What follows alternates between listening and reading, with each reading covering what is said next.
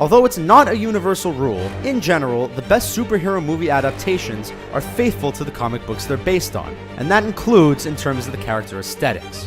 However, for various reasons, a number of characters in superhero movies have been barely recognizable in terms of their physical appearance when compared to the source material. In most cases, this results in a fan backlash, which kinda makes you wonder why the movie makers thought it was a good idea to change the way they look in the first place. In this video, we'll take a look at some of the most extreme examples. Here are 10 superhero movie characters who look nothing like the comics. Wolverine. Hugh Jackman's Wolverine is a rare example of a superhero movie character who has proven to be extremely popular, in spite of the fact that he doesn't really look like his comic book counterpart. Sure, he's muscular, has the same hair and the claws, but that's where the physical resemblance ends. Jackman is more than 6 feet tall, whereas Wolverine classically hovers around the 5.5 feet mark. And, most notably, movie Wolverine lacks the iconic yellow costume of comic book Wolverine. Still, the 8 X-Men movies that Jackman has appeared in so far would suggest that it's done the character no harm. Apocalypse. It was a long wait for a villain as monstrous as Apocalypse in the X-Men movie universe, so when he was announced as the antagonist in 2016's X-Men Apocalypse, fans were excited. Unfortunately, instead of the hulking 7-foot-tall brute from the comic books, who's as wide as 2 average men, we were given a fairly unintimidating villain. Moreover, his coloring was different. Instead of the classic vibrant blue colored armor, he wore a drab grayish blue costume, and in some promo pics, even looked a weird shade of pinky purple. He looked more like a low-budget Doctor Who villain than he did the legendary mutant from the comic books. Enchantress.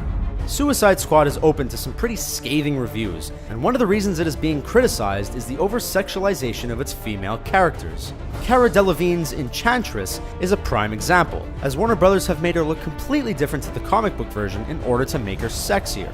In the comics, Enchantress classically wears a grand, green, flowing dress and gown, but Warner Brothers took advantage of the fact that gorgeous fashion model Delevingne was portraying the character by putting her in what was essentially a chainmail bikini. It was really quite unnecessary, and quite a lot of people have taken offense to it. Lex Luthor.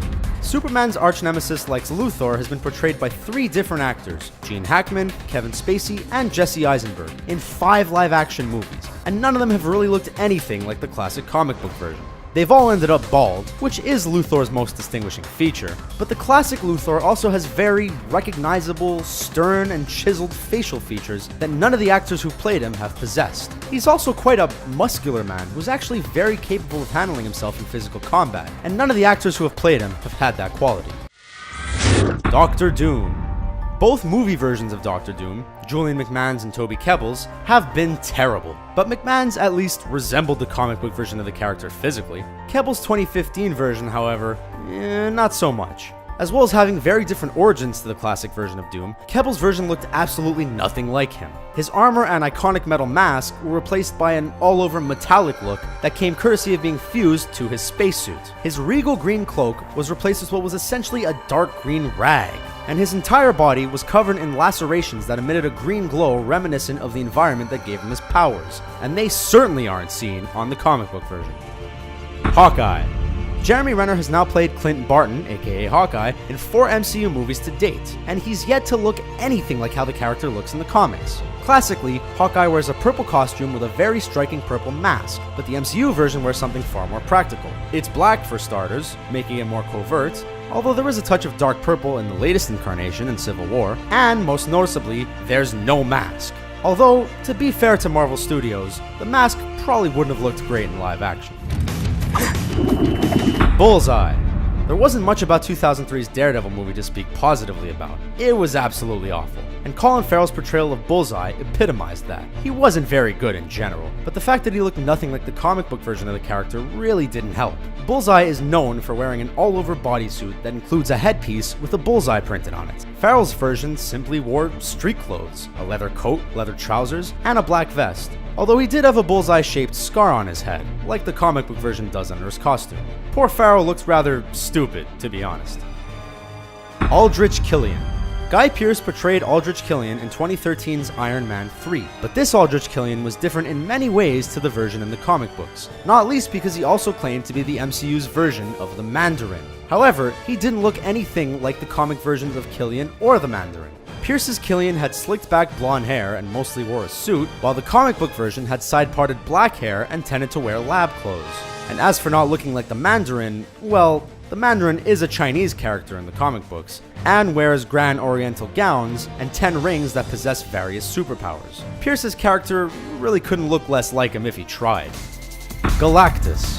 When it comes to superhero movie characters looking nothing like how they do in the comics, there's no better example than Galactus. Galactus appeared as the main antagonist in 2007's Fantastic Four: Rise of the Silver Surfer, and he was about as far removed from the gigantic humanoid in purple armor that fans know from the comics as it was possible to be.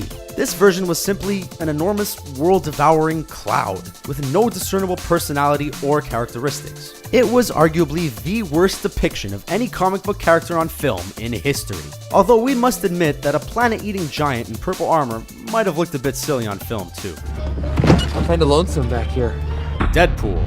The 2016 version of Deadpool totally nailed the character in every respect, but the previous version from 2009's X-Men Origins Wolverine absolutely sucked. This Deadpool was topless, wore elasticated trousers, had blades protruding from his hands, had his mouth sewn shut, and was covered in pen markings. Talk about butchering a character. Did you enjoy this video? Have your say in the comments section below, and be sure to subscribe to our channel for more great videos like this one.